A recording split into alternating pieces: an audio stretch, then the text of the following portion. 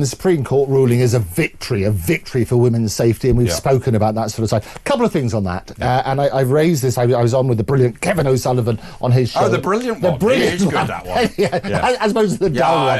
It's very good. But the reality is this, sporting bodies have their own rules and regulations. So the IOC, for example, the International Olympic Committee, when they were talking about boxing, they said that the entry criteria is determined by what it says on somebody's passport. But all the boxing boards that used to run it for the Olympics pulled out because they know that's ridiculous. Absolutely, but this is about the rules and regulations. What will now have to happen, the two big issues of this, is one about women's safety. Women should have safe spaces, and you shouldn't have somebody who was born a biological man in a woman's space. You absolutely need that, and that's going to be about changing rooms and so on and so forth. You're going to have women-only spaces in hospitals, women-only spaces in prisons and so on and so forth. All of that's got to be relevant. The other thing on the sporting side, the sporting bodies now have to realise that it shouldn't be determined by your passport. It needs to follow the relevant regulations. Yeah, but there's a major problem there. The IOC isn't governed by the Supreme Court of the UK. It's worldwide. Would you think the world will follow? They don't have to follow at the moment. No, what does the British team do? Well, this is very simple, and I think you've got to look at the reasons why you have the differences in the relevant sports.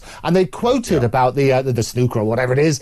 They said, well, hang about, it's the same. You're playing tiddlywinks. No, you need strength darts, to control the cue ball. All that sort of stuff. The reality is this: the reason there's a difference in sport is that people who are born a man tend to be a lot stronger. And as you're right, and they have better vision because they're hunters, evolved for hunting, women who are gathering. And the classic example of that is people who've transed from being a woman to a man. You don't see so many of those winning men's sports. So there is an issue. What's happened is about respecting everybody in the conversation. So absolutely, and I understand lots of people that I know in our profession have transitioned, and absolutely respect all of that. You look great on it. I thank you. I do. See, I thank you.